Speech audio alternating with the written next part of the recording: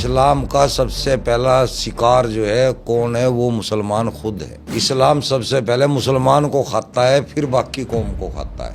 इस्लाम जिहाद से भरा पड़ा है, सेक्स और जिहाद। इस्लाम के अंदर और कुछ नहीं है। कुरान अल्लाह की लिखी हुई या भेजी हुई किताब नहीं है, ये मोहम्मद साहब ने खुद तैयार की है। कुछ बाइबल से उठाया, कुछ तोरा से उठाया, कुछ सनातन से उठाया, कुछ पगान से उठाया। इस तरह से भानुमति ने एक कुनबा जोड़ा था, उसका नाम रखा था कुरान और उसको दे दिया था अल्लाह का नाम कि ये अल्लाह की तरफ से नाजिल हुआ। ये रियल फैक्ट है। मोहम्मद साहब जब उनके घर में गए तो वो उम्मे हबीबा फर्श पर खेल रही थी। उसको देखते हुए मोहम्मद साहब बोल रहे कि ये बच्ची अगर मेरे जिंदा रहते जवान हुई तो मैं इसके साथ सेक्स करूंगा।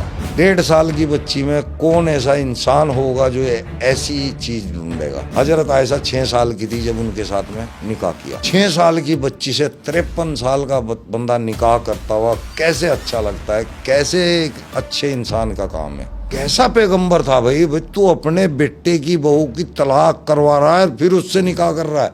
निकाह नहीं कर रहा, सॉरी, निकाह के 2 मायने हैं। निकाह के मायने सेक्स भी है और निकाह के मायने शादी भी है। तो शादी तो उन्होंने नहीं की थी, तो निकाह यानी कि सेक्स करते थे। नमाज भी कुरान के अंदर नहीं लिखी। कोई दिखाए हमारे को नमाज कुरान के अंदर कहाँ लिखी। बच्चे अल्लाह की देन है और खिलाएगा मोदी, पालेगा उन्हें मोदी। मोहम्मद साहब बैठे हुए रो रहे थे और रोते रोते उन्होंने भीड़ से कहा कि भाई तुम में से ऐसा शख्स कौन सा है जिसने रात अपनी बीवी के साथ सेक्स ना किया हो। तो उनमें एक अबू तलहा नाम के साहबी थे। उन्होंने कहा कि जी मैंने जो है कल अपनी बीवी के साथ सेक्स नहीं किया। बोले फिर ठीक है, तुम कब्र में नीचे उतर जाओ।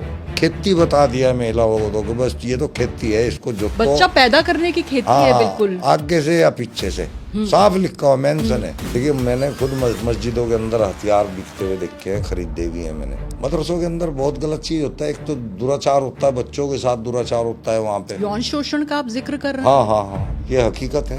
ये एक मुसलमान की सोच है, हर मुसलमान की, कि पूरी दुनिया में एक दिन इस्लाम काबिज होगा। जिहाद क्या होती है? जिहाद होता है कि बहुत डर पैदा हो गया है जिहाद को लेकर। कभी लव जिहाद हो जाती है, कोई और जिहाद हो जाती है। कौन सी जिहाद है ये? जिहाद बोलते हैं दीन के लिए कोई कोशिश करना, हथियार लेके मार के। उसमें अलग अलग जिहाद है, जैसे कि लव जिहाद होगी, लैंड जिहाद होगी, और जी आतंकवाद जिहाद हो गया।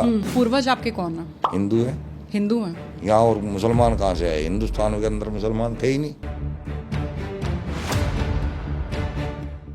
Raw and real with Kavita Singh, powered by. एक कप अद्विका टी बनाए हर पल खास, प्रीमियम टेस्ट, नेचुरल फ्रेशनेस और वेलनेस का perfect blend. Order now at www.advikati.com, जहां हर कप हो खुशियों की चुस्की के साथ आपकी अपनी चाय के नाम। सलीम जी, बहुत बहुत स्वागत है आपका। बहुत बहुत शुक्रिया आप लोगों का बुलाने का। आपने बहुत बड़ी बात कही। आपने कहा कि कुरान में कोई ऐसी आयत नहीं है जिसको देखकर कोई भी गैर इस्लामी इस्लाम को कबूल कर ले। है ही नहीं है, कोई भी नहीं है। हमारे को करवाओ कबूल, अगर कोई ऐसी आयत है दिखाओ। आपको करा दो और किसी हिंदू को करा दो, पर कराओ, दिखा के कराओ कि ये आयत है। हम सुनना चाहते हैं कि कौन यानी जो लिखा नहीं है। आप तो बहुत बड़ी बात कह रहे हैं। आप कह रहे हैं जो लिखा नहीं है उसका भी प्रचार हो रहा है। हाँ, वो जो मोहम्मद जाकिर नायक जितनी बड़ी बड़ी बातें करते हैं, वो जाकिर तकड़ा नालायक है। वो फंसा नहीं ना किसी एक्स मुस्लिम के सामने अभी तक, जब तक उसकी तुत्ती चल रही है। आपने सरनेम बदल दिया, जाकिर नायक को जाकिर नालायक बना। वो नालायक ही है वो। जिस दिन हम किसी भी एक्स मुस्लिम के सामने उसको बैठा दिया ना, वो उसी दिन छोड़ के भाग जाएगा सब कुछ। वो जवाब नहीं दे पाएगा। वो सिर्फ उनको बोलता है जाके जो उसकी सुनते हैं। एक बंदे ने सवाल किया था सिर्फ पाकिस्तान के अंदर, तब से भागा फिर रहा है जाकिर नायक। पाकिस्तान में जगह नहीं मिल रही उसको। तो सच्चाई बड़ी चीज होती है।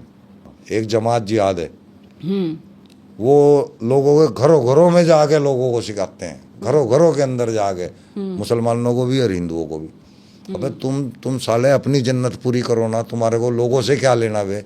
इम्तिहान देने के लिए तुम आए हो, अपनी जिंदगी को ऐसी बना लो, फट जाओ, जाके चलो जन्नत में। अल्लाह मियाँ तो खुद कह रहा है ना, तुम दीन के लिए मर भी जाओगे तो अच्छा है, मैं जन्नत दूंगा। तो मरो और दफो हो यहाँ से। इसको क्यों नरक बना रहे हो भाई? तुम अपना जन्नत पक्की करो, यहाँ क्या कर रहे हो?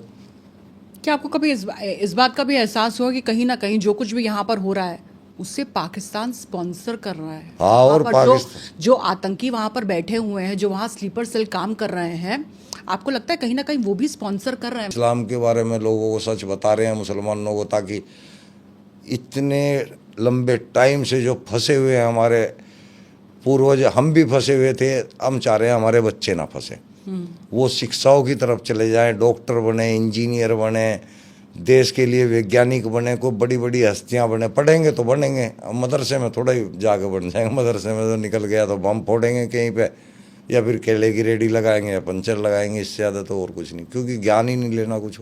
मदरसों की तालीम पर आपको एतबार नहीं है? वो किसी काम की तो हो ना तालीम। आपने देखा कभी अरबी तालीम किसी इंसान के काम आई हो? कोई ऐसा एक इंसान मुझे बता दें जाकिर नाइक वगैरह को छोड़ के, क्योंकि ये तो दुनिया का बेवकूफ़ बना के पैसा कमा रहे हैं। नहीं तो ये लैंग्वेज जो दीन की लैंग्वेज है, इससे किसी को कोई बेनिफिट नहीं है और कोई फ़ायदा नहीं है इस तालीम का। पूर्वज आपके कौन है? हिंदू है हिंदू हैं? यहाँ, और मुसलमान कहाँ से आए? हिंदुस्तान के अंदर मुसलमान थे ही नहीं, इतिहास उठा के तो आपको लगता है सबसे सबसे जो पुराना धर्म है सनातनी, वही धर्म आपका भी है कुल मिला के? अब देखिए, सनातन को बिगाड़ रखा है लोगों ने, तो मैं सिर्फ सनातन तक ही सीमित हूँ, उससे आगे में नहीं। सनातन प्रकृति पूजा को कहता है, सनातन कुदरत के बारे में बोलता है, सनातन कर्तव्यों की बात करता है, मानवता की बात करता है, उसको मैं मानता हूँ। स्वास्तिक से वास्तिक टाइटल का क्या मतलब था, सरनेम? ये स्वास्तिक एक्चुअली हिंदू धर्म से है और ये एक अच्छा निशान माना गया है, शुभ लाभ में भी इसको इस्तेमाल किया जाता है। इसके एक मायने हो रहे हैं वास्तविकता, वास्तविकता बोलते हैं सच्चाई को। तो मुझे इतना अच्छा लगा, मैंने इसको जो है स्वास्तिक में से वास्तिक निकाला, अपने नाम के सामने रखा, और अब ये मेरे को बहुत अच्छा लगता है, शुरू से लगता है। अब बहुत लोग इस नाम को रख रहे हैं। जब मैंने कुरान को तर्जुमे के साथ पढ़ा तो मुझे पता लगा कि कुरान अल्लाह की लिखी हुई या भेजी हुई किताब नहीं है, ये मोहम्मद साहब ने खुद तैयार की है। कुछ बाइबल से उठाया, कुछ तोरा से उठाया, कुछ सनातन से उठाया, कुछ पगान से उठाया। इस तरह से भानुमति ने एक कुनबा जोड़ा था, उसका नाम रखा था कुरान, और उसको दे दिया था अल्लाह का नाम कि ये अल्लाह की तरफ से नाजिल हुआ। ये रियल फैक्ट है जो हमारी नज़र में है। इसका एक पहलू और है, जब मैंने देखा कि भाई कुरान शरीफ के बारे में हमें यकीन कौन दिला रहा है, तो हमने देखा कि मोहम्मद साहब है, उन्हीं के यकीन पे हम कुरान को अल्लाह की किताब मानते हैं। मैंने अब उनको पढ़ना शुरू किया हदीसों के अंदर। जब मैंने उनको पढ़ना शुरू किया, हाय हाय हाय हाय हाय हाय, जो करेक्टर मेरे सामने मोहम्मद साहब का आया। आसमानी किताब है, कुछ तो इनकलाबी होगी, कुछ तो ऐसा हुआ होगा कि आपको लगा होगा बस यही किताब रह गई थी। मतलब मैंने अपने जीवन में इतना मक्कार, इतना दुर्दांत, इतना अमानवीय इंसान का करेक्टर कभी नहीं पढ़ा जितना मैंने हदीसों के अंदर मोहम्मद साहब के बारे में लोगों ने लिखा हुआ है। किस तरह का, अगर आप बता पाएं तो? जी, क्या कौन सी ऐसी कैरेक्टर के बारे में कौन सी ऐसी बातें थी जो जैसे आपको कि लगा कि ये उनको तो नाकाबिले बर्दाश्त है? जैसे कि उनको छोटे छोटे बच्चों के साथ सेक्स करने की आदत थी। एक हजरत अब्बास का जिक्र है, उनकी बेटी थी उम्मे हबीबा, ये मैं सही नहीं है, सॉरी, मुसंद अहमद, हदीस नंबर 26,870। मोहम्मद साहब जब उनके घर में गए तो वो उम्मे हबीबा फर्श पर खेल रही थी, उसको देखते हुए मोहम्मद साहब बोल रहे कि ये बच्ची अगर मेरे जिंदा रहते जवान हुई तो मैं इसके साथ सेक्स करूँगा। 1.5 साल की बच्ची में कौन ऐसा इंसान होगा जो ऐसी चीज़ ढूंढेगा? जवान की तरफ देख के हो सकता है आकर्षित हो जाए, खूबसूरत को देख के हो सकता है आकर्षित हो जाए, छोटे से बच्चे को देख के ये चीज़ सोचना कि मैं इसके एक तरह का साथ, मानसिक विकार ही हुआ। तभी तो उनको पीडीफोलिया बताया गया है बहुत लोगों ने, मैं भी बता रहा हूँ। हाँ, पीडोफाइल बोलते हैं। 6 साल की बच्ची आयशा, हदीस सही बुखारी 5134, मैं रेफरेंस साथ में बोल रहा हूँ, जो भी बात बोल रहा हूँ यानी कि मेरी तरफ से नहीं है, ये लिखा हुआ है। हजरत आयशा 6 साल की थी जब उनके साथ में निकाह किया। 6 साल की बच्ची से 53 साल का बंदा निकाह करता हुआ कैसे अच्छा लगता है? कैसे एक अच्छे इंसान का काम है? कोई लॉजिक भी नहीं दिखाई देता कि भाई चलो इस वजह से जो है हम मान सकते हैं कि भाई ये आदमी ने मजबूरी में करना ही पड़ेगा, ऐसा कोई लॉजिक भी नहीं है।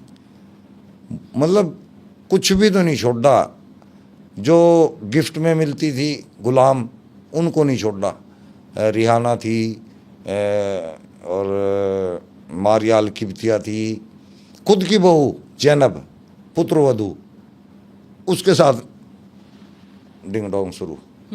उसको अपनी मतलब घरवाली तो नहीं बनाया, निकाह तो नहीं किया, लेकिन उसके साथ भी शुरू। कमाल है भाई, हमारे यहाँ तो बहू होती है ना तो वो तो हमारी बेटी की तरह होती है। हम तो अगर गलती से उसके सिर का दुपट्टा भी गिर जाए तो हम अपना मुंह घुमा लेते हैं, अगर गलती से उसका गला खुला दिख जाए तो हम अपनी आंखों को फेर लेते हैं। कैसा पैगंबर था भाई, तू अपने बेटे की बहू की तलाक करवा रहा है फिर उससे निकाह कर रहा है। निकाह नहीं कर रहा, सॉरी, निकाह के दो मायने हैं। निकाह के मायने सेक्स भी है और निकाह के मायने शादी भी है। तो शादी तो उन्होंने नहीं की थी, तो निकाह यानी कि सेक्स करते थे। तो ये कैसे एक मानव का काम हो सकता है? किसी का भी नहीं हो सकता। मोहम्मद साहब की एक बेटी का इंतकाल हुआ था, इंतकाल की मतलब डेथ। तो उसको कब्र में नीचे उतार चुके थे, कफन में बंधी हुई थी, कब्र में नीचे उतार दिया था। अब कब्र के आसपास सभी लोग इकट्ठे होते हैं ना, खड़े रहते हैं मट्टी डालने के लिए। तो ये जो हदीस है मैं बता रहा हूँ, इसका सही बुखारी से है, जो कि कुरान के बाद मानी जाती है सबसे ज़्यादा। सही बुखारी की 1285 नंबर के साथ बता रहा हूँ। मोहम्मद साहब बैठे हुए रो रहे थे और रोते रोते उन्होंने भीड़ से कहा कि भाई तुम में से ऐसा शख्स कौन सा है जिसने रात अपनी बीवी के साथ सेक्स ना किया हो। क्या बात कर रहे हैं आप? जी। तो उनमें एक अबू तलहा नाम के साहबी थे, उन्होंने कहा कि जी मैंने जो है कल अपनी बीवी के साथ सेक्स नहीं किया। बोले फिर ठीक है, तुम कब्र में नीचे उतर जाओ। क्या करोगे? वही हम पूछ रहे हैं कि क्या करवाने के लिए उतारा था भाई, हदीस इतनी है बस। यानी इशारा तो, संकेत तो यही है कि मरी हुई बच्ची को भी बख्शा नहीं जाएगा। मतलब आगे तो लिखा हुआ नहीं है कि भाई क्या कराने के लिए उतार रहे थे, कोई कारण नहीं पता चल रहा कि भाई लेकिन सवाल अगर आपने ये पूछ लिया है कि भाई आपने शारीरिक संबंध बनाए कि नहीं बनाए तो आप कब्र में उतरिए, तो फिर हम क्या, इसके क्या मायने और निकालेंगे? एक रात का रुका हुआ बंदा ही क्यों चाहिए था उसको? भाई तुमने कल से नहीं किया, तुम आ जाओ, तुम्हारी परफॉर्मेंस अच्छी रह जाएगी, इसका मतलब यही है ना। तो क्या मतलब ये मोहम्मद साहब का जैन था, ये हदीसों में लिखा हुआ है, इसलिए हमें पता चल गया। मरी हुई बच्ची भी सुरक्षित नहीं है। अब देखो जी, इसके मायने आप खुद भी देखो, मैंने तो क्लियर ही कह दिया, जो लिखा हुआ है सेम टू सेम। संकेत तो बिल्कुल यही है कि मरी हुई बच्ची भी सुरक्षित नहीं है यहाँ पर। हाँ, रेफरेंस के साथ बोल रहा है, कोई भी मुसलमान हिंदू कोई भी जो है चेक कर सकता है, लिखा हुआ होगा वहाँ पे। लेकिन तो महिलाओं ऐसी मानसिकता थी उनकी। महिलाओं के प्रति इस तरह की मानसिकता क्यों? महिलाओं को तो उन्होंने कुछ समझा ही नहीं ना, खेती बता दिया महिलाओं को तो कि बस ये तो खेती है, इसको जो बच्चा पैदा करने की खेती है, बिल्कुल आगे से या पीछे से साफ लिखा हुआ मेंशन है कि ये तुम्हारी खेती है, इनको आगे से जो। लेकिन महिलाओं ने भी विरोध नहीं किया।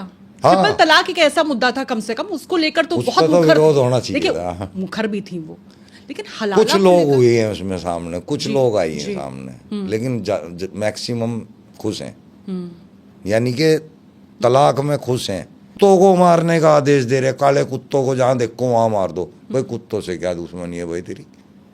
तो आपको लगा कि एक तरह के सनकी हैं ये? सनकी आदमी, ये तो खुद हदीसों के अंदर से पता लग रहा है, हम नहीं बता रहे। ये सब कुछ मैं नंबर के साथ यानी कुरान को पढ़ा तो पहले ही आपने बचपन में, लेकिन जब समझा तो आपका मोह भंग हो गया। हाँ जी, फिर हमें पता था, फिर और अच्छे से पढ़ते रहे तो फिर तो बिल्कुल परतें खुलती चली गई। साफ पता चल रहा है कि मोहम्मद साहब ने अल्लाह का नाम यूज करके अपने नाम से एक निजाम चलाया है। अच्छा, ये मैं वो बातें बता रहा हूँ जो लिखित में है, जो लिखी हुई है। अब इसके अलावा भी फिर मैंने सोचना शुरू करा, यार हदीसों के अंदर मोहम्मद साहब के बारे में इतना गलत कैसे लिखा हुआ है? इसका मतलब या तो हदीस लिखने वाले मोहम्मद साहब से चिढ़ते होंगे या फिर मोहम्मद साहब गलत है, दोनों में से एक ही बात है। तो मैंने कहा इतिहास देखते हैं उठा के। मैंने बहुत कोशिश की पढ़ने की, बहुत इधर उधर से किताबें उठाई, इंटरनेट पे सर्च किया, तो मुझे इतिहास में मोहम्मद साहब का अरब के अंदर कोई इतिहास में जिक्र ही नहीं मिला।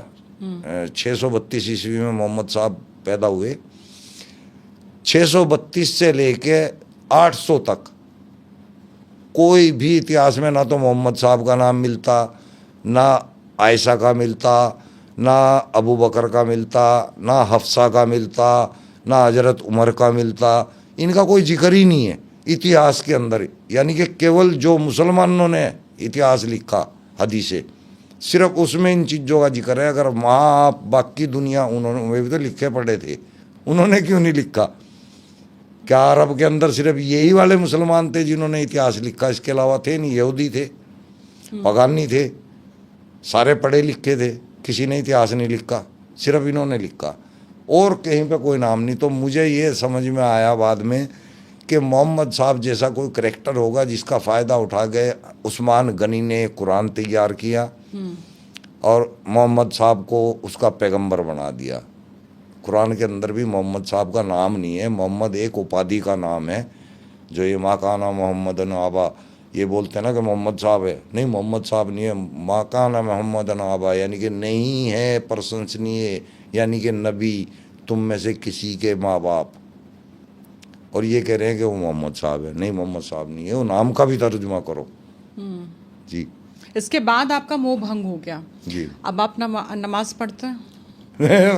नमाज अब क्यों पढ़ेंगे जब हमें पता लग गया फजूलपंती है। मस्जिद में जाते हैं? ना ही आपको मस्जिद लगता है वाले मस्जिद मेरे में से जाके बोले, नमाज पढ़नी चाहिए भाई? मैं अगर मस्जिद में घुसूंगा तो सारे के सारे मेरी तरफ ऐसे देखने लगेंगे ये आज कहाँ से आ गया। नहीं जाते आप? नहीं जी, लोग तो हम 5 वक्त की नमाज अता करते हैं। और नमाज भी कुरान के अंदर नहीं लिखी, कोई दिखाए हमारे को नमाज कुरान के अंदर कहाँ लिखी है? अपना लेकिन नमाज को लेकर तो मुल्लों इतना ने लगा रखा घमासान है मचा हुआ है भाई। हाँ, मचा रखा है, पागल हैं कि मस्जिद से में आके नमाज पढ़ी जाएगी, फिर लाउड स्पीकर, फिर उसका वॉल्यूम, बहुत सारे ऐसे 5 मुद्दे टाइम हैं जिनको अजान लेकर कहा देंगे। जाता है। ना तो अजान का कोई जिक्र है कुरान के अंदर और ना ही नमाज का कोई जिक्र है। सलात का जिक्र है, सुबह की नमाज में भी जो है नमाज अजान पढ़ते हैं ना, उसमें भी लास्ट में बोलते हैं अस्सलातु खैरुल मिनन नौम। इसका मतलब है कि उठो, सलात नींद से बेहतर है। ये कह रहे हैं नमाज नींद से बेहतर है, नमाज नहीं है वो सलात है। सलात क्या चीज़ है? हमने सुबह से शाम तक क्या काम किया, ध्यान में बैठ के उसके बारे में सोचना। सुबह हम उठते हैं, वो सलात करनी है कि शाम तक हमने जो काम करना है उसके बारे में ध्यान करना है कि हमने कैसे करना है, सब कुछ अच्छे से करना है, वो सलात है। मदरसों में होता क्या है? आपने क्या महसूस किया है? मदरसों के अंदर देखिए वैसे क्योंकि तो जब छापेमारी होती है तो कुछ इस तरह की चीजें होती हैं जो एतबार के काबिल नहीं होती हैं। वहां पर ऐसा लगता है जैसे आतंकियों को ट्रेनिंग दी जा रही है, इस तरह के भी खुलासे होते हैं। लेकिन आपने क्या महसूस किया? आपने जब करीब से देखा मैंने तो खुद आपने किस तरह का घोटाला वहां देखा है? देखिए मैंने खुद मस्जिदों के अंदर हथियार बिकते हुए देखे हैं, खरीदे भी हैं मैंने। क्या बात कर रहे ये हैं? हाँ, ये काफ़ी टाइम की बात है जब वो हिंदू मुस्लिम फसाद हुआ था, खुद अपनी आंखों से देखा था। उसमें मेरे बाबरी के वक्त की बात आप बता रहे हैं? नहीं, ये राम मंदिर का जो चला था ना, आडवाणी साहब जब लेके गए थे रथ यात्रा शामली जी के जी अंदर, जी जी जी। तब की बता रहा हूँ जी। उस टाइम हम भी इसमें शामिल रहे, हम भी ये सोचते थे कि ये तो मुसलमानों के खिलाफ हो रहा है, ये तो हमारे को मारने के लिए हो रहा है। यानी कि जो ब्रेन वॉश किया जा रहा था आप उसमें आ गए थे। हाँ, तो इसी तरह आज के बच्चे आते हैं। तो हथियार ने आपने खरीद लिया था वहां से? हाँ, उसी से मेरे भाई की मौत हुई थी। वो ऊपर से बॉम्ब जो है ज़मीन पे गिर गया था और चीथड़े उड़ गए थे। मेरा सगा भाई नहीं था, मेरे मामा का लड़का था। ये मस्जिद के भीतर की बात है अगर आप बताएं? नहीं, मस्जिद के बाहर की बात है। आप लोग वहां से हथियार लेकर आए, फिर हुआ क्या था? बस वो झगड़ा चल रहा था, उसी के लिए लाए थे, लेकिन कुछ कर नहीं पाए। मतलब वो पहला ही बॉम्ब जो है उसके भाई के पैरों में फट गया था, तो तब से थोड़ा आंखें भी खुली, समझ में आने लगा कुछ। मदरसों के अंदर बहुत गलत चीज़ होता है। एक तो दुराचार होता है, बच्चों के साथ दुराचार होता है वहाँ पे। यौन शोषण का आप जिक्र कर रहे हैं? हाँ हाँ हाँ, ये हकीकत है और ये मुसलमानों को पता है। आपने देखा है ऐसा कुछ होते हुए? आपकी जानकारी में है, कभी हुआ? मेरे सामने 4-5 किस्से हुए हैं। खुद हमारी शामली के अंदर जो मस्जिद है हमारे मोहल्ले की, उस मस्जिद के अंदर तब मैं छोटा ही था, कोई 16-17 साल की उम्र होगी। एक हाफिज ने एक बच्चे के साथ में दुष्कर्म किया, पकड़ा गया। उसको मोहल्ले वालों ने बाहर निकल के इसको मारा पीटा और भगा दिया। फिर उस बात को दाब लिया जाता है। पुलिस के हवाले नहीं किया? नहीं, उसके खिलाफ कोई करते कार्रवाई नहीं की? करते नहीं। पीड़ित बच्चे के परिवार ने भी नहीं की? किसी ने भी नहीं, कुछ भी नहीं करते। बस उसको लास्ट में मस्जिद से भगा देते हैं ताकि इस्लाम बदनाम ना हो। 30 या 40% बच्चे ऐसे होंगे जो वहाँ से ठीक ठाक आते हैं, नहीं तो 60% बच्चों के साथ दुष्कर्म होता ही होता देखिए है। वीडियो तो आते हैं सामने, पिटाई सबके के नहीं भी आ वीडियो आते पाते, हैं, सबके नहीं आ पाते। लेकिन आप कह रहे हैं कि उसकी तादाद बहुत छोटी होती है, बहुत कम होती है। जो सामने आ रही है ना तादाद वीडियो वगैरह की, बहुत ही ना के बराबर है। इतने काम होते हैं, यानी कि काम कहाँ कांड, ये तो आप कांड हाँ बता वही रहे हैं आप। कांड ही तो है ये। इतने कांड होते हैं, उनमें से कुछ कांड सामने आ पाते हैं, और जो कुछ आए हैं ना वो भी इतने हैं कि हद है उनकी। लेकिन बच्चों को क्यों शिकार बनाया जाता है? अब वो दूर दूर के तो रहने वाले होते हैं मौलवी, मदरसों के अंदर कोई किसी का घर 500 किलोमीटर, किसी का 400 किलोमीटर, किसी का 600 किलोमीटर। अब उनकी जिस्मानी इच्छा जो है वो ये तो नहीं बांध के तो नहीं रख सकते। हर रोज जिस्मानी इच्छा जो है हमारी जागती है, हर रोज। अब हम अपने सामने उस टाइम जो साधन देखेंगे उसी पे कोशिश कर देंगे। मासूम बच्चों पर अब मासूम बच्चों को जल्दी काबू में किया जा सकता है, उनको डराया भी जाता है, प्यार से भी 100 तरह के फंडे हैं इन लोगों के, तो मासूम बच्चा जल्दी फंस जाता है। मजहब को लेकर शिक्षा देते हैं और फिर इस तरह का वही लोग आपके भीतर क्या नियंत्रण है? हाँ वही लोग देख लो, हमें अल्लाह अल्लाह अल्लाह के बारे में वही सिखाते हैं, वही जन्नत दोजख के बारे में सिखाते हैं, और वही हमारे बच्चों के साथ में इस तरह जो है हरकत करते हैं। शर्म तो हमें आनी चाहिए कि हम मदरसों के अंदर बच्चों को भेज रहे हैं। हमने अगर एक सीन होते हुए देख लिया मदरसों के अंदर, तो हमें ये पता हो जाना चाहिए कि यहाँ कोई अल्लाह बिल्ला नहीं है। यानी आंख नहीं खुली है अभी तक लोगों की। नहीं देखिए तो- हथियार बिकते हुए आपने देखे, हाँ। बच्चों के शोषण के किस्से आपने बता दिए हैं। हाँ जी। इसके अलावा तालीम किस तरह की दी जाती है भाई, कि तालीम- पंचर के अलावा कुछ बना ही नहीं पाते हैं, बिरयानी बेचते हैं, पंचर बनाते हैं, यही काम हो रहा है। देखो जी, कुरान और हदीस की तालीम देते हैं वहाँ पे। कुरान और हदीस में ऐसा एक भी कोई पॉइंट नहीं है कि उसको पढ़ के आदमी 100 रुपए दिहाड़ी कहीं से कमा ले। उसके अंदर ऐसी कोई ज्ञान नहीं है कि उसके जरिए आप 100 रुपए कमा ले। वैध मजारों को बनाया जाता है और उनके जरिए जमीन को हथियाया जा रहा है। हाँ जी। आधार क्या था, क्योंकि आपने दावा बहुत बड़ा किया है। आधार क्या, मैंने खुद किया हुआ है काम, अभी भी मजार चल रही है। आप नारायणगढ़ रोड पड़ता है क्या बात अम्बाले कर से रहे आगे। हाँ हाँ आपने ये किया है? हाँ, मैंने 2 मजार ऐसे फर्जी तैयार किए हैं। अब तो वहाँ पे बढ़िया दुकानदारी चल रही है। किस तरह की और कैसे तैयार किया आपने, किस सन की बात है? एक नारायणगढ़ रोड पे पेड़ था बहुत भयंकर बरगद का, वो देखने से इतना डरावना है कि दूर से जब गाड़ी की उस पर लाइट जाती है ना तो डर लगता है उस पेड़ को देख के। बहुत पुराना पेड़ है वो। आपको लगा ये लोकेशन बिल्कुल हाँ, मुफीद अब है? मैं वहाँ मज़ारों पे पहले ही बैठा हुआ था, तो मैं इधर उधर की मज़ारों पे भी जाता था घूमने, वहाँ से भी पैसे कमाता था। तो मैं और मेरा एक चेला है राजा, वो खेलन का ही है, हम दोनों बाइक से आ रहे थे। मैंने देखा, मैंने कहा राजे कितनी बेहतरीन लोकेशन है। हमने कहा ये, हमारा किसी का ध्यान नहीं गया। बोले चलो हम कर देते हैं काम। हमने वहाँ पे जो चुन्नियाँ बांधी, अपने पीर से चुन्नियाँ उठा के लाए हरी नीली, और पेड़ के पर इतनी चुन्नियाँ बांध दी बहुत दूर दूर तक। ठीक है। और फिर नीचे जो है गल्ला बना दिया और एक ईंटों का ऐसे बना के वो वहाँ छोड़ दिया हमने। अब उसमें गले में हमने आगे देखा तो आहिस्ता आहिस्ता वहाँ आसपास पैसे मिलने शुरू हो गए हमारे को, गले में भी आने लगे। अब तो ट्रक ड्राइवर वहाँ फेंक फेंक के जाते हैं पैसे। यानी कि आपने रोजगार का एक साधन तैयार किया मैंने अपने लिए था। इसका क्रेडिट आपको देना चाहिए। हाँ। लेकिन ये जो आप स्कैम का हवाला दे रहे, देखिए ये पूरा भारत पूछेगा इस वक्त कि ये बहुत बड़ा स्कैम है जिसकी तरफ आप इशारा कर रहे हैं। तो क्या वाकई ऐसा हो रहा है? अब मैंने सिर्फ किया है आपने तो ऐसे ऐसा किया? और भी कर रहे हैं, और ये सब ऐसे ही हो रहा है। आधार क्या है? क्योंकि आपने फिर ये भी कहा था कि आप कौन ये से बताओ, ऐसे आप पीर ये बाबा बताओ। हैं जो रेलवे ट्रैक पर वही जाकर। कहना चाह रहा हूँ मैं। खतना मोहम्मद साहब की तो नहीं हुई थी, हमारी करवाई जबरदस्ती। इब्राहिम का वो था, ये मोहम्मद साहब का तो नहीं है, इब्राहिम का है। और कुर्बानी भी वहीं से है। कुर्बान भी वहीं से, उसके साथ आप इत्तेफाक रखते हैं? नहीं, मैं तो उससे भी नहीं रखता। कुरान के अंदर वैसे इस टाइप की कुर्बानी है भी नहीं जिस टाइप की ये लोग यहाँ इंडिया में करते हैं। कुर्बानी कुरान के अंदर सूरह हज के अंदर बताया गया है कि जब अब मक्का में 2 महीने का हज होता है, उस हज को कंप्लीट करने के बाद लास्ट की जो प्रक्रिया है वो कुर्बानी है। तुम वहाँ पे कुर्बानी करने का हुक्म है, ना कि यहाँ पे। CA NRC इससे मुसलमानों को डराया गया, तुम्हारे कागज चेक होएंगे, तुम्हारा फलाना चेक होएगा, तुम्हारे को बंद कर देंगे, तुम्हारे को बाहर फेंक देंगे। कितने मुसलमानों के कागज चेक हुए हैं? आज तक किसी के भी नहीं चेक हुए हैं, ना इनको जरूरत है। वो बाहर से जो आएंगे उनके लिए है वो तो इंतजाम, आगे के भविष्य के लिए है वो इंतजाम। भविष्य में कोई बाहरी आदमी जो है अपने देश के अंदर ना आ पाए तो वो अच्छा है, ठीक है। हमें क्या लेना बाहरी आदमी से। हमें अपना परिवार जो है, हमारा यहाँ का जो हिंदुस्तान का है, ये बहुत है। तो 72 हूरों का जिक्र होता है, जन्नत का जिक्र होता है, ज़कात का भी जिक्र होता है, उसको लेकर भी आपको आपत्ति है? जकात, अच्छा, जकात और फितरा एक ऐसी चीज है जो मैं कभी ये मानता था कि ये तो इस्लाम के अंदर बहुत अच्छी है, इस पे कोई सवाल नहीं उठ सकता। फिर मैंने देखा है यार,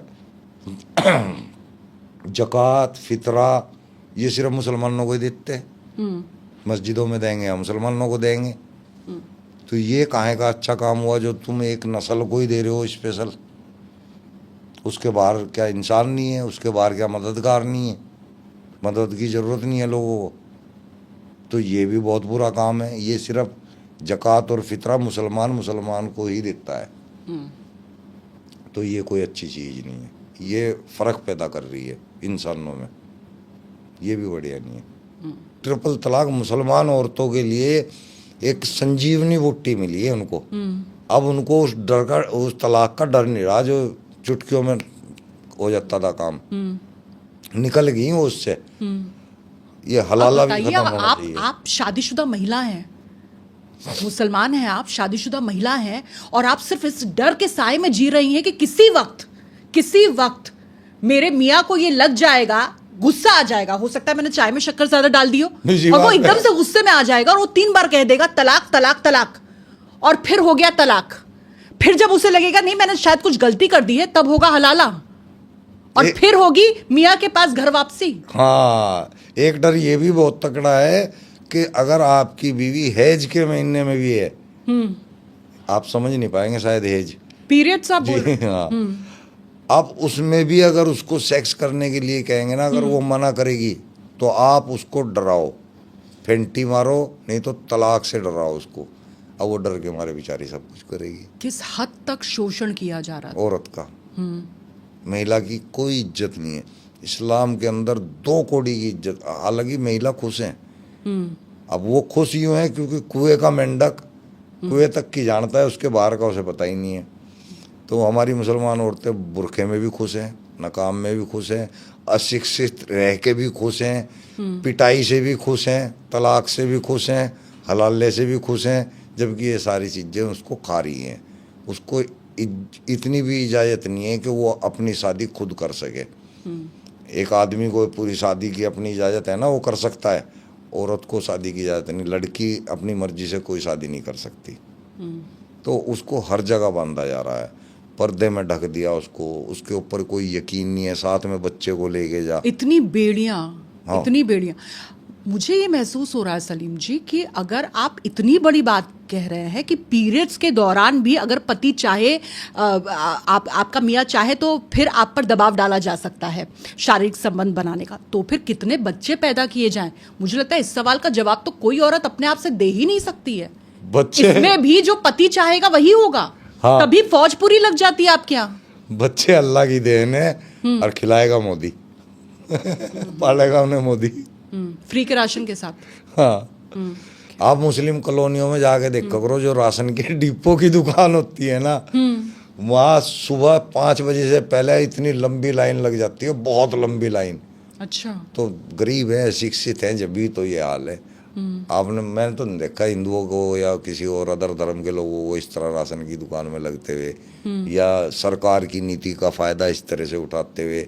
सिर्फ यही कौम उठाती है, नीति का फायदा उठाती है, लेकिन मोदी से बैर है। आपको लगता है मोदी और मुसलमान का जो रिश्ता है, आप उसे कैसे समझते हैं? मोदी जी बिल्कुल सिंपल राजनीति कर रहे हैं। विकास की? हाँ, विकास की या हिंदुत्व की, क्या कहेंगे आप? मेरे हिसाब से बिल्कुल सिंपल, जो एक प्रधानमंत्री को काम करना चाहिए। राजधर्म निभा रहे हैं वो। हाँ हाँ, मेरे हिसाब से तो देखिए, गलती तो कहीं ना कहीं होती रहती है इंसान से। लेकिन सलीम जी, बड़ी बात यही है कि अगर आप कह रहे हैं कि वो सबके बारे में सोच रहे हैं, सबका साथ सबका विकास, हालांकि सबका विश्वास पहले कहा जाता था, अब वो लाइन ड्रॉप कर दी गई है, लेकिन सबके विकास की वो बात कर रहे हैं। अगर मोदी से किसी तरह की नाराजगी है तो फिर जो योजनाएं, उनका लाभ लेने के लिए क्यों लोग सामने आ जाते हैं? लेनी नहीं चाहिए, बायकॉट करो उसका योजना का। इसको लेकर कभी आपने देखा है किसी मस्जिद से अजान निकली है, या वहां से कुछ इस तरह की बातें निकली हैं, लाउड स्पीकर से ये ऐलान किया गया है कि नहीं, हम किसी भी योजना का फायदा नहीं उठाएंगे? नहीं, ऐसा नहीं अभी होता। सुना आपने? नहीं सुना? नहीं, बल्कि वो तो और माइक लगा के बोल देते हैं कि भाई आज राशन बटेगा, लाइन लगा लियो। सलीम जी वाकई, ओहो, रियल बता रहा हूँ जी मैं। वहाँ ऐसे मुसलमानों को बिल्कुल जाहिल बना दिया, और जाहिल आदमी फिर क्या करेगा, रोजी रोटी को दुखी होता रहेगा पूरी ज़िंदगी। मतलब बहुत दिल करता है हमारा भी कि मुसलमान को अच्छे हिसाब में देखें, हमारी भी इज्जत होगी कि भाई ये भी मुसलमान है। अभी हमारे को कहीं नाम बताना पड़ता है तो शर्म आती है कि मुसलमान का नाम सामने वाले के किस मन तरह का में। भेदभाव आप देखते हैं सलीम जी? किस तरह का भेदभाव आप देखते हैं जो आप देख पा रहे हैं, लेकिन ओवैसी या मौलाना या मौलवी ये नहीं देख पा रहे हैं? मतलब मुसलमानों के अंदर या अदर धर्म के अंदर? बाहर जाते हैं, देश के बाहर जाएंगे, भीतर भी आप देखते हैं मुसलमानों कि के किस लिए तरह बहुत का- बुरा होता है जी, बहुत बुरा देखते हैं लोग बाग, वाकई में इनको अच्छे से नहीं देखते। किसी भी देश में चले जाएं आप, हिंदुस्तान में भी अगर कहीं दूसरी बिरादरी में जाएंगे ना, तो मुसलमान को अच्छे से नहीं, ना तो सिख पसंद करता है इनको, ना हिंदू पसंद करता है इनको, ना ईसाई पसंद करता है इनको, कोई भी नहीं करता। नफरत करते हैं अंदर ही अंदर। कुछ लोग ऐसे हैं जो दोस्ती कर लेते हैं, उनको मतलब नहीं होता है इन चीज़ों से, धर्म मजहब से ज़्यादा मतलब नहीं रखते, वो दोस्ती करते हैं। उनके साथ भी कहीं ना कहीं फिर दगाबाजी करते हैं, उनको इस्लाम की नकली शिक्षा दे देकर उनको कन्वर्ट करने की कोशिश करते हैं। ये भी एक जिहाद है। सलीम जी कहानी क्या थी? आप भी तो वक्फ का हिस्सा थे और आप देख रहे हैं वक्फ को लेकर किस तरीके से आग भड़काई जा रही है, और वैसे जिस तरीके से मंच से बात करते हैं और प्रधानमंत्री नरेंद्र मोदी को टारगेट करते हैं और ये कहने की कोशिश करते हैं कि मुसलमानों को टारगेट किया जा रहा है, वो खतरे में है। आपको लगता है कि मुसलमान खतरे में है इस वक्त?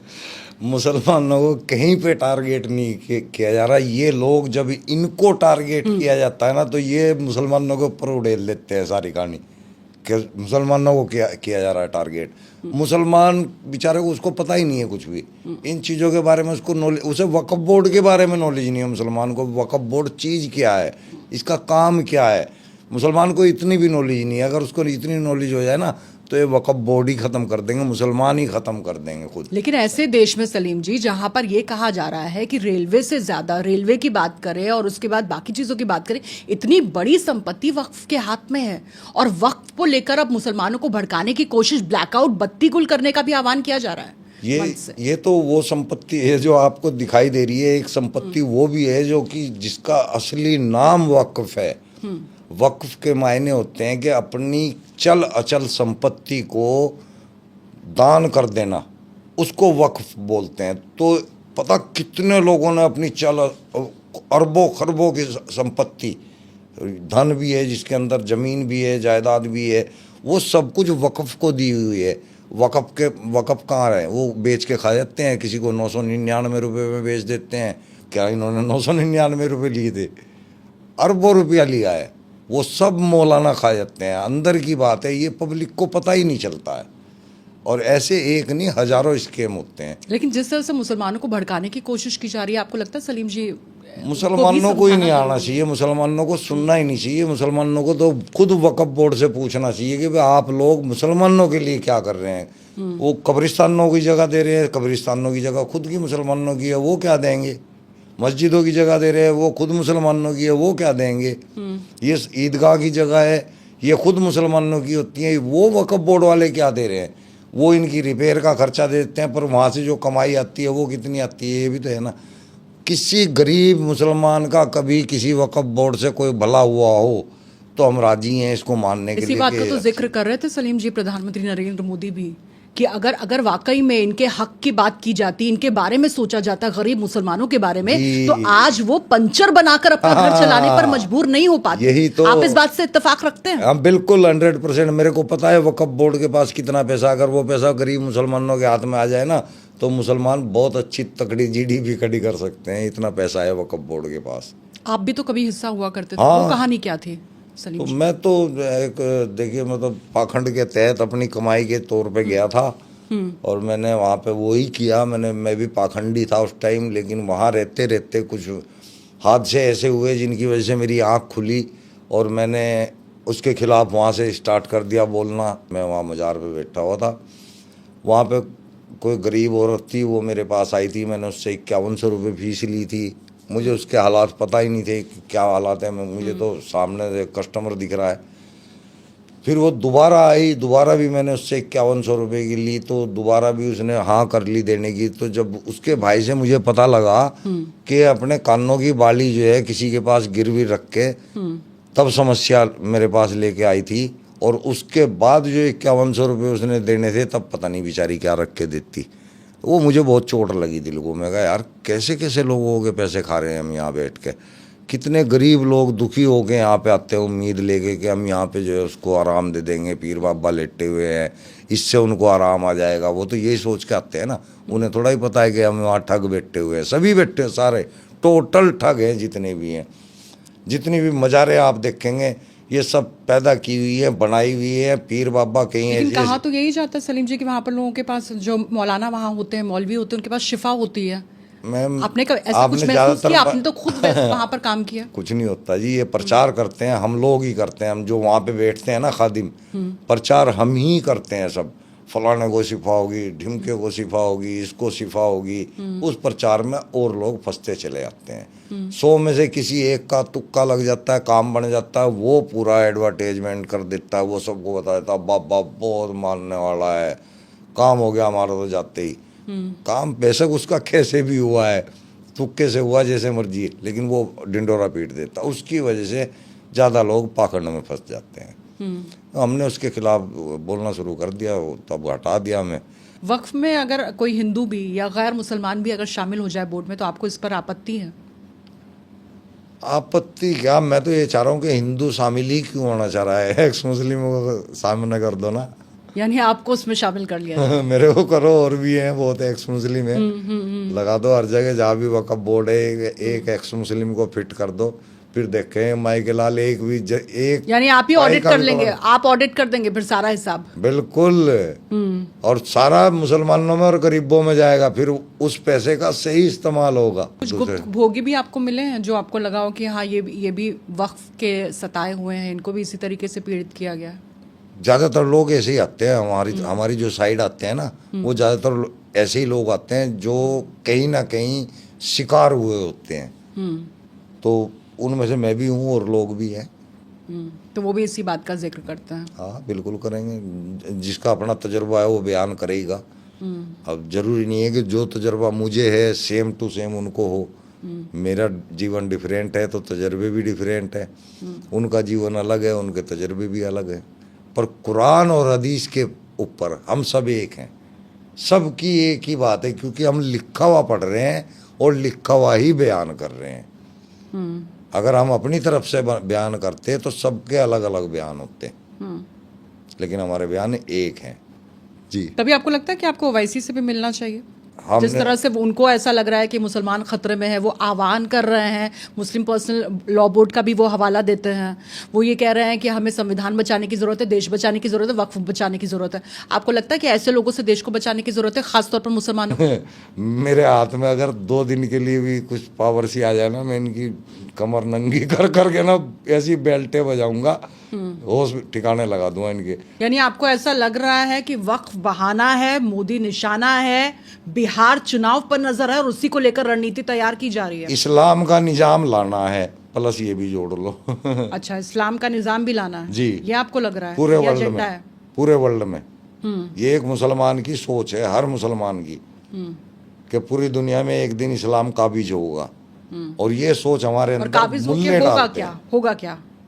वो यही होगा जो पंचर ही लगाते फिरेंगे, पूरी दुनिया को खराब कर देंगे, बम बरसाएंगे और आतंकी बनेंगे। शिक्षा ही यही है, आतंकी बनेंगे। एयरपोर्ट पर जाएंगे तो कैसे कैसे चेकिंग होगी? मैडम शिक्षा नहीं है ना, नंगे होएंगे, होते हैं, बेइज्जती होती है, हमें भी शर्म आती है, इनकी वजह से हमें भी झेलना पड़ता है। गलत एक करता है, भुगतते सारे हैं। अगर ये लोग पढ़े लिखे होंगे, डॉक्टर होंगे, इंजीनियर होंगे, बड़े बड़े ऑफिसर बनेंगे, कौन इनको नंगा करेगा और कौन इनसे नफरत करेगा? नफरत इनसे तब करते हैं जब ये उल्टी सीधी हरकतें करते हैं। ये वहाँ से जुमे की नमाज में प्रिपेयर होकर आते हैं, चार्ज होकर आते हैं, पत्थर उठा उठा के लोगों पे पत्थर मारते हैं। अबे भाई, तुम उनके जो मौलवी तुम्हारे को कह रहा है, उनको साथ लेकर आगे खड़ा करो ना, तुमको मार पहला पत्थर। फिर हम मारेंगे। वो तो नहीं मारते, वो तो वहीं बैठे रहते हैं। कितने पैसे मिलते हैं पत्थर मारने के, पत्थरबाजी के? बहुत 500 रुपये में बेचे होते हैं बंदे, 500 बहुत बेचते हैं। यानी पंचर के अलावा एक काम और इन लोगों को मिलता है। हाँ, ये ऐसे ये भी ऐसे एक काम दे रोजगार रखे ही हैं। तो है, रोजगार ही तो है। हाँ। अगर आप मदरसे से पढ़ रहे हैं, तब अगर आपको थोड़ा- ब्रेन वॉश किया जा रहा है, आपका इस्तेमाल किया जा रहा है हथियार के तौर पर, आप ही को हथियार बना दिया गया है। हाँ। अभी हाथ में हथियार दे रहे थे, अब इन्हीं को हथियार भी बना दिया। बताइए। तब थोड़ा और ज्यादा भी दे देते हैं पैसा के, भी ले तू जाके बांध के अपने ऊपर फट जा, फट जा। तब थोड़ा सा और ज्यादा पैसा दे नहीं, देते हैं। लेकिन यही फटने- धंधा है बचाओ फटने मुसलमानों के लिए। सलीम जी, उनके आगे एक जन्नती एक दरवाजा भी तो बनाया हाँ। जाता है। ये बताया जाता है ना कि यहाँ से जाओगे तो ऊपर 72 हुए 72 तुम्हारा हूरें इंतजार मिलेंगी। कर रही हैं। शहद की नदियां मिलेंगी, जी, जी, शराब अल्लाह मियाँ हाथों से पिलाएगा। अबे गधो, जब अल्लाह खुद कह रहा है कि शराब में नशा नहीं होगा तो पी के क्या करोगे?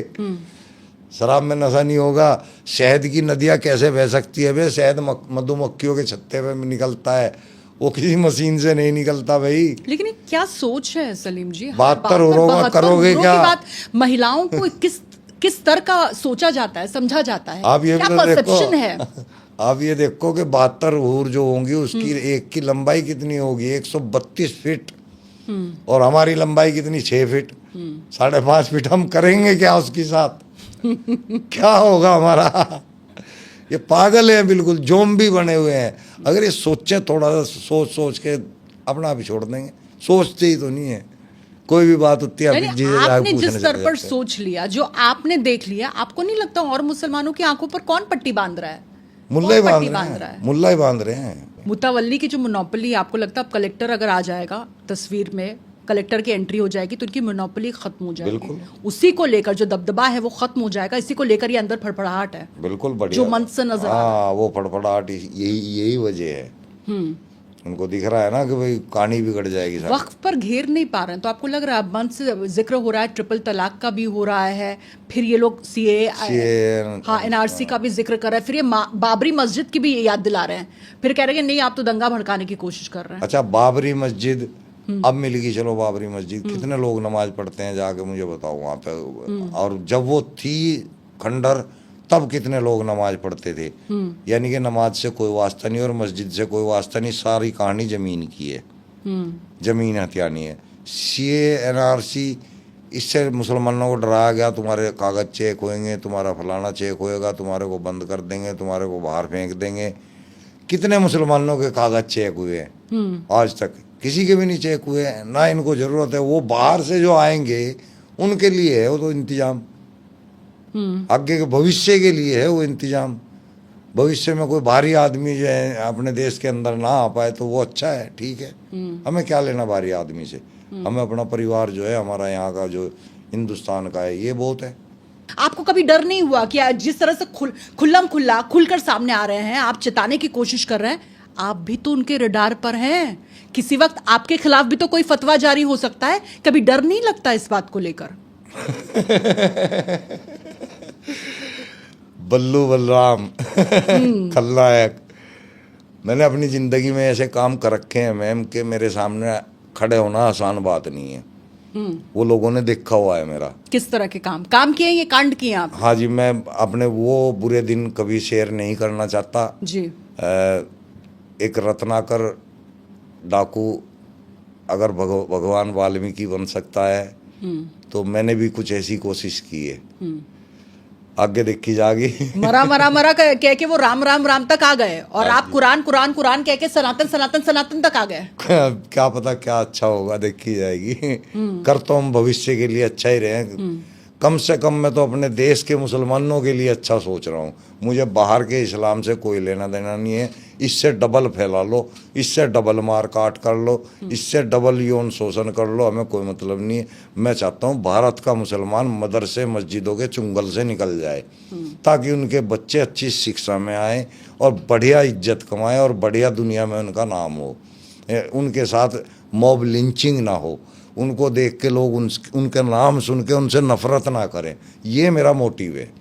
और वो मोटिव मेरा जब तक ये कुरान और हदीसों की हकीकत मुसलमान के सामने नहीं आएगी तब तक पूरा नहीं हो सकता। तो लगता है मुसलमान खतरे में? हमें तो कहीं नहीं लगता। अपनी हरकतों से तो खतरे में आता रहे तो आता रहे, नहीं तो मुसलमान को कहीं से कहीं तक कोई तंगी आज तक मैंने अपने जीवन में, मेरी उम्र 53-54 हो चुकी है, मुझे ऐसा कुछ नहीं दिखा। मोदी जी का अब तक का आपने कार्यकाल देखा बतौर प्रधानमंत्री, आपको किसी वक्त ऐसा लगा कि नहीं मुझे लग रहा है मैं खतरे में हूँ, मुझे डर महसूस हो रहा है? नहीं, मुझे ऐसा कभी नहीं लगा। ऐसा बस मुझे एक थोड़ा सा गलत लगा था उस टाइम, वो जो नोटबंदी का है, लेकिन ऐसे फैसले हो जाते हैं, गलत सलत हो निकलते रहते हैं, क्या पता उसमें भी कुछ सही हुआ हो, मुझे तो जो जानकारी है नहीं। पर मुझे ये लगा था कि ये काम थोड़ा सा अच्छा फैसला नहीं था। बाकी एक आदमी 100 के 100 फैसले सही नहीं ले सकता, कहीं ना कहीं मिस हो जाता है।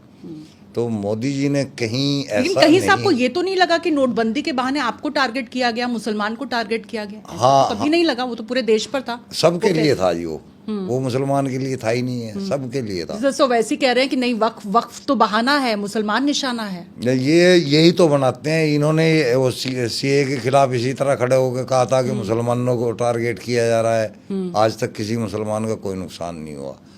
इसी तरह वक्फ बोर्ड को कह रहे हैं कि मुसलमानों के बीच में जबरदस्ती फंस रहे हैं।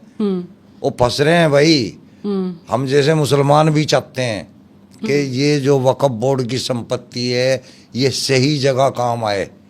लेकिन अरब में तो ये हो रहा है, दूसरे देशों में आप देखिए, वहाँ तो बेहतरीन ऐसा चल होता रहा है, है। वहाँ हाँ? तो सरकार पूरा देख रही है, उसके कंट्रोल में है। बिल्कुल, वहाँ तो सब बढ़िया है, यहाँ पे नहीं है, क्योंकि यहाँ मुल्ले खा रहे हैं।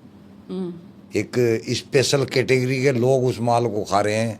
आप जितने भी ये बड़े बड़े मैंने नाम बताए हैं, सब ऑडी गाड़ी लिए घूम रहे हैं, बड़ी बड़ी गाड़ियाँ इन पे मिलेंगी। कहाँ से आ रहे हैं इनके पास? और वैसे पर भी ये इल्जाम तो लगता है कि उनके पास इस तरह की जमीन है, संपत्तियां हैं। हाँ, बिल्कुल बेनामी, बिल्कुल है। तो आपको लगता है उनको वो अगर वाकई में मुसलमानों के हित में काम आ जाती तो आज वो नौबत नहीं आती? बिल्कुल, काहे को आ जाती है? अगर कि मुसलमान इतना गरीब, इतना अनपढ़, इतना असहाय हो जाता, रह जाता। पागल है मुसलमान। अगर अभी भी समझ जाए मुसलमान तो इन लोगों की बढ़िया लाल कर देगा पीट पीट के। मुसलमान कमजोर नहीं है, सिर्फ अशिक्षित है। मुसलमान गद्दार भी नहीं है। मुसलमान को गद्दार ये लोग बनवाते हैं। ये मुल्ले मौलवी ऐसी ऐसी हरकत करवाते हैं बच्चों से कि वो एक का करा हुआ सब के ऊपर टैग लग जाता है। जैसे उसका गला कटवा दिया था कन्हैया लाल का। आप क्या सोचते हो वो किसी मुसलमान ने खुद जाके काटा था? नहीं, वो बाकायदा प्लानिंग के साथ कराया गया था, उनको पैसा दे के कराया गया था काम। तो ये किया एक ने था, लेकिन टैग किस पे लग गया जी? पूरे मुसलमानों पे लग गया कि मुसलमानों की मानसिकता ऐसी है ऐसी। लेकिन भारत के मुसलमानों की इतनी नहीं है जितनी बाकी के देशों के मुसलमानों की है। और क्योंकि भारत का मुसलमान पढ़ा ही नहीं है कुरान को और हदीस को, इसलिए उनकी मानसिकता इतनी नहीं है ख़राब। अभी भी उनमें सुधार बहुत आसान है, अगर वो सोचने पे खड़े हो जाएंगे। सोचना, एक बार कुरान और हदीस को पढ़ना शुरू कर दें तो वो खुद छोड़ देंगे। रट रहे हैं लेकिन पढ़ नहीं रहे हैं, रट रहे हैं और पूछ रहे हैं।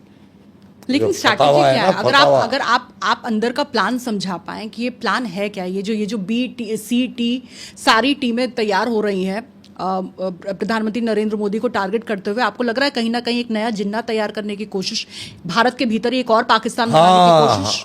वही तो हो रही है, वही कर रहे हैं ये लोग। फिर वही मतलब उसी पड़ाव पे ला के खड़ा कर देंगे। फिर मजबूरी में, जिस तरह पहले वो किसने किया था, वो पाकिस्तान बनाया था, इसी तरह मजबूरी में एक और इसी तरह बन जाएगा अगर यही हालत। और बना के भी क्या उखाड़ा है इन्होंने पाकिस्तान की। आज पूरे वर्ल्ड में हालत देख लो, भिखमंगे हैं, कटोरा लेके खड़े हुए हैं। कुछ वैसे यहाँ पंचर बनाया जा रहा है, वहाँ कटोरा लेके एक और भिखमंगों का देश बनवा देंगे। बांग्लादेश बन ही गया। हाँ, अच्छा, हिंदू इतना उदारवादी है, फिर 2-4 मुसलमानों को अपने पास रख लेगा, ये फिर कम्युनिटी बना लेंगे, फिर इकट्ठे हो जाएंगे, फिर एक और देश बनाएंगे। वही चल रहा है। आपको लग रहा है इस तरह की कोशिश की जा रही है? हुई ना, अभी तक तो यही दिख रहा सामने, हो तो रही है। जब सबको पाकिस्तान दे दिया गया था हमारे पूर्वजों को, जाओ भाई फिर पाकिस्तान में चले जाओ, और चलो अगर तुम्हें यहाँ रहने को दे दिया है तो यहाँ मेहमान बन के रहो ना भाई, इज्जत के साथ रहो ना भाई। तुम काहे को फिर इस्लाम काबिज करते फिर रहे हो यहाँ पे? काहे को तुम शरीयत की बात करते हो भाई यहाँ पे? जहाँ सरिया है वहां से ले जाओ ना, पता यानी आप लग मान जाएगा रहे हैं ना कि भारत की खूबसूरती यहाँ का भाईचारा है, हाँ, और उसी को खराब करने की कोशिश उसी की को जा खराब रही है। कर, हाँ। ये मोदी वर्सेस मुसलमान की जंग कहाँ तक, मौलाना की जंग कहाँ तक जाए? असल में आप देखेंगे ना तो मुसलमान मुसलमान नहीं है, हिंदू ही है, वो पहले से हिंदू है। उनके साथ दुर्घटना हुई है, उनके साथ अत्याचार हुआ है, हादसा हुआ है, हादसा वो हुआ हदीस है। वाला हादसा। हाँ जी, हाँ जी। तो वो ये मुसलमान बने हैं। अगर इनको वो हादसा याद दिलाया जाए, इनको समझाया जाए कि भैया हमारे पूर्वज भी हिंदू थे, उन्होंने अपनी और तुम्हारी जान बचाने के लिए मुसलमान बने। और आज अगर मान लो वो कहीं ऊपर बैठे होंगे, देख रहे होंगे हमारे को कि यार देख मेरे बच्चे आज किस तरह इस्लाम को मान रहे हैं, हमने तो मजबूरी में जो है इस तरह जो है अपने जीवन को और इनको बचाने के लिए कबूल किया था, ये तो बिल्कुल ही पागल हो गए हैं। ऐसा नहीं है, मैं नहीं मानता कि ऐसा कोई देख रहा होगा बैठा हुआ, पर फर्ज करो कि अगर कोई हमारा पूर्वज बैठ के देख रहा होगा, उसकी छाती पे कितना जोर पड़ रहा होगा। इस्लाम का सबसे पहला शिकार जो है कौन है, वो मुसलमान खुद है। इस्लाम सबसे पहले मुसलमान को खाता है, फिर बाकी कौम को खाता है। इस्लाम जिहाद से भरा पड़ा है, सेक्स और जिहाद। इस्लाम के अंदर और कुछ नहीं है, केवल सेक्स है। औरत को किस तरह से बुरा हाल करना है ये है, और औरत छोड़ो, बकरियों तक की भी जिक्र है, बकरियों तक का भी जिक्र है, उससे भी सेक्स कर लो। ये मतलब हमारे इस्लाम की मानवता है, मानसिकता हमारी ऐसी बना रखी है जी। लेकिन ये किस तरह की सोच है ये? बकरियों का कैसे आपने जिक्र कर दिया? हदीस में है ना। जो भी जिक्र करूंगा वो हदीस से बाहर या कुरान से बाहर नहीं होगा, क्योंकि मुझे भी पता है यहाँ बकलोली करूंगा तो कोई भी आगे पकड़ लेगा। मेरे पास काउंटर होना चाहिए, बिना काउंटर की कोई बात नहीं करनी चाहिए, गलत साबित हो जाऊंगा तो मुझे गलत भी साबित नहीं होना। आपने बहुत बड़ी बात कही, आपने कहा कि कुरान में कोई ऐसी आयत नहीं है जिसको देखकर कोई भी गैर इस्लामी इस्लाम को कबूल कर ले। है ही नहीं है, कोई भी नहीं है। हमारे को करवाओ कबूल, अगर कोई ऐसी आयत है दिखाओ, आपको करा दो और किसी हिंदू को करा दो, पर कराओ, दिखा के कराओ कि ये आयत है, हम सुनना चाहते हैं कि कौन यानी सी जो आयत। लिखा नहीं है, आप तो बहुत बड़ी बात कह रहे हैं, आप कह रहे हैं जो लिखा नहीं है उसका भी प्रचार हो रहा है। हाँ, वो जो मोहम्मद पे जाकिर नायक जितनी बड़ी बड़ी बातें करते हैं वो जाकिर तकड़ा नालायक है, वो फंसा नहीं ना किसी एक्स मुस्लिम के सामने अभी तक, जब तक उसकी तुत्ती चल रही है। आपने सरनेम बदल दिया, जाकिर नायक को जाकिर नालायक बना। वो नालायक ही है वो। जिस दिन हम किसी भी एक्स मुस्लिम के सामने उसको बैठा दिया ना, वो उसी दिन छोड़ के भाग जाएगा सब कुछ, वो जवाब नहीं दे पाएगा। वो सिर्फ उनको बोलता है जाके जो उसकी सुनते हैं। एक बंदे ने सवाल किया था सिर्फ पाकिस्तान के अंदर, तब से भागा फिर रहा है जाकिर नायक, पाकिस्तान में जगह नहीं मिल रही उसको। तो सच्चाई बड़ी चीज होती है। मैं जिहाद क्या होती है? जिहाद होता है कि बहुत डर पैदा हो गया है जिहाद को लेकर, कभी लव जिहाद हो जाती है, कोई और जिहाद हो जाती है, कौन सी जिहाद है ये? जिहाद बोलते हैं दीन के लिए कोई कोशिश करना, हथियार लेके मार अब के। उसमें अलग अलग जिहाद है, जैसे कि लव जिहाद होगी, जी। लैंड जिहाद होगी, और जी आतंकवाद जिहाद हो गया, कई तरह की जिहाद है। सब अलग अलग ग्रुप बना काम कर रहे हैं। लव जिहाद करने वाले भी हैं, रियल है, फैक्ट है, झूठ नहीं है, पूरा का पूरा ग्रुप ऐसा काम कर रहा है। लैंड जिहाद भी है, ये वक्फ बोर्ड उसका सरगना है। वक्फ बोर्ड लैंड जिहाद का सरगना है। हाँ। यानी जमीन को हथियाया जा रहा है। बहुत बड़ी बात कह रहे हैं आप कैमरे पे। जो सच है वो कह रहा हूँ ना। जी जी, आप मुझे खारिज करें, कहीं से भी किसी तरह खारिज करें, मैं एक एक चीज का नाम ले रहा हूँ। क्योंकि संपत्ति तो है बहुत ज्यादा। हाँ, हाँ, तो ये लैंड जिहाद कर रहा है, पूरा ऑपरेट इसको वक्फ बोर्ड कर रहा है। जो आतंकवाद जिहाद है, जो कि मार काट, एक नरम दल एक गरम दल इस तरह से चला रहे हैं, उसमें सॉफ्ट टेरर और हार्ड टेरर की आप बात कर रहे हैं। हाँ, अब जो गरम दल होता है उसका काम है आतंक मचा के सीधा निकलना। उड़ा देना। हाँ, मोहम्मद साहब के बारे में मेरे मुसलमान भाइयों को पढ़ना चाहिए। हमें मोहम्मद साहब के जरिए ही पता चला है कि कुरान अल्लाह की किताब है। अब अगर आप मोहम्मद साहब को पढ़ोगे, सूरे अनफाल, अनफाल के मायने क्या होते हैं? लूट का खजाना। कुरान के अंदर खुद लूट के खजाने का जिक्र है। लूट का खजाना किसने लूटा? मोहम्मद साहब ने, उनके साहबियों ने।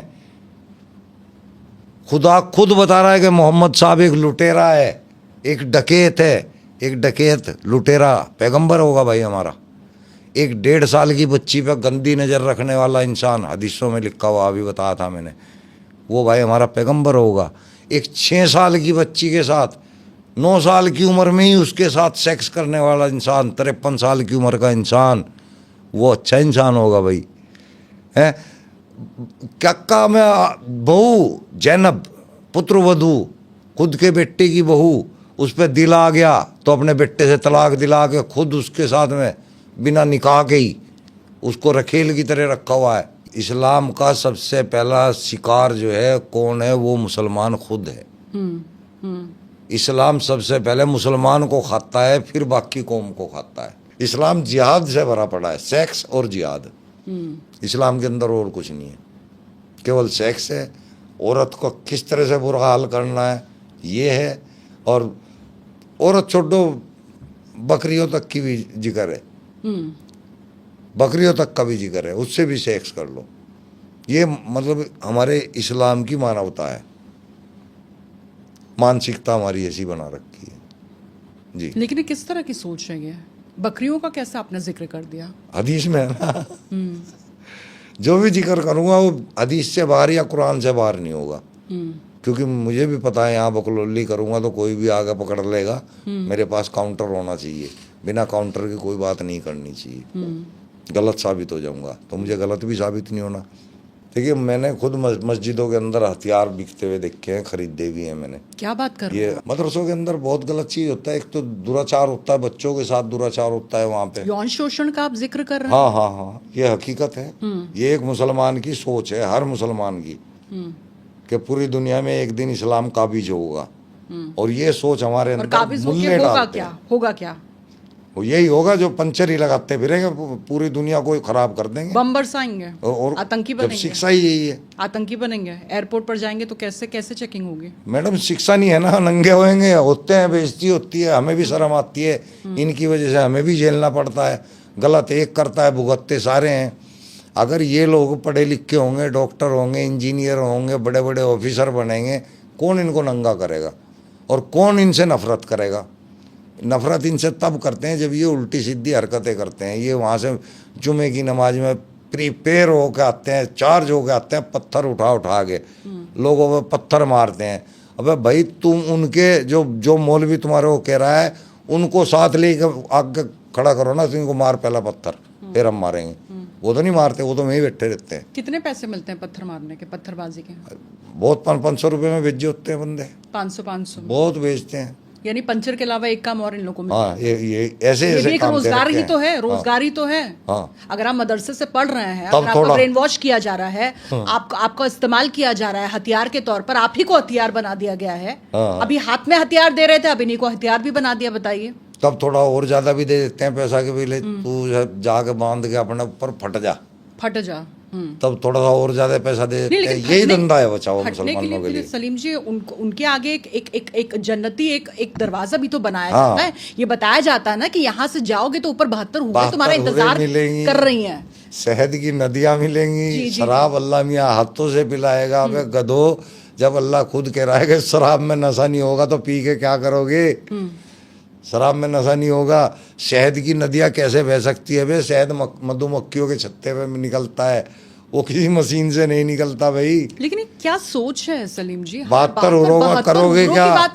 महिलाओं को किस तरह का सोचा जाता है, समझा जाता है? आप ये क्या भी तो परसेप्शन देखो, है? आप ये देखो कि 72 हूर जो होंगी उसकी एक की लंबाई कितनी होगी? 132 फीट, और हमारी लंबाई कितनी? 6 फीट, 5.5 फीट। हम करेंगे क्या उसके साथ? क्या होगा हमारा? ये पागल है, बिल्कुल जोम्बी बने हुए हैं। अगर ये सोचें थोड़ा सा, सोच के अपना भी छोड़ देंगे। सोचते ही तो नहीं है, कोई भी बात होती है यानी आपने जिस स्तर पर सोच लिया, जो आपने देख लिया, आपको नहीं लगता और मुसलमानों की आंखों पर कौन पट्टी बांध रहा है? मुल्ला ही कौन पट्टी बांध रहे हैं, मुल्ला ही बांध रहे हैं, मौलवी, मौलाना। हाँ हाँ। जिहाद क्या होती है? जिहाद होता है कि बहुत डर पैदा हो गया है जिहाद को लेकर। कभी लव जिहाद हो जाती है, कोई और जिहाद हो जाती है। कौन सी जिहाद है ये? जिहाद बोलते हैं दीन के लिए कोई कोशिश करना, हथियार लेके मार अब के उसमें अलग अलग जिहाद है, जैसे कि लव जिहाद होगी, जी। लैंड जिहाद होगी, और जी आतंकवाद जिहाद हो गया, कई तरह की जिहाद है। सब अलग अलग ग्रुप बना काम कर रहे हैं। लव जिहाद करने वाले भी हैं, रियल है, फैक्ट है, झूठ नहीं है, पूरा का पूरा ग्रुप ऐसा काम कर रहा है। लैंड जिहाद भी है, ये वक्फ बोर्ड उसका सरगना है। वक्फ बोर्ड लैंड जिहाद का सरगना है, हाँ। यानी जमीन को हथियाया जा रहा है। बहुत बड़ी बात कह रहे हैं आप कैमरे पे। जो सच है वो कह रहा हूँ जी ना। जी, आप मुझे खारिज करें, कहीं से भी किसी तरह खारिज करें, मैं एक एक चीज का नाम ले रहा हूँ। क्योंकि संपत्ति तो है बहुत ज्यादा। हाँ, हाँ, तो ये लैंड जिहाद कर रहा है, पूरा ऑपरेट इसको वक्फ बोर्ड कर रहा है। जो आतंकवाद जिहाद है, जो कि मार काट, एक नरम दल एक गरम दल, इस तरह से चला रहे हैं। उसमें सॉफ्ट टेरर और हार्ड टेरर क्या बात कर रहे हैं। हाँ, अब जो गरम दल होता है उसका काम है आतंक मचा के सीधा निकलना। उड़ा देना। हाँ। पूर्वज आपके कौन है? हिंदू है हिंदू हैं। यहाँ, और मुसलमान कहाँ से आए? हिंदुस्तान के अंदर मुसलमान थे ही नहीं। इतिहास उठा के तो आपको देखो। लगता है सबसे सबसे जो पुराना धर्म है सनातनी, वही धर्म आपका भी है कुल मिला के? अब देखिए, सनातन को बिगाड़ रखा है लोगों ने, तो मैं सिर्फ सनातन तक ही सीमित हूँ, उससे आगे में नहीं। सनातन प्रकृति पूजा को कहता है, सनातन कुदरत के बारे में बोलता है, सनातन कर्तव्यों की बात करता है, मानवता की बात करता है, उसको मैं मानता हूँ। कुरान अल्लाह की लिखी हुई या भेजी हुई किताब नहीं है, ये मोहम्मद साहब ने खुद तैयार की है। कुछ बाइबल से उठाया, कुछ तोरा से उठाया, कुछ सनातन से उठाया, कुछ पगान से उठाया।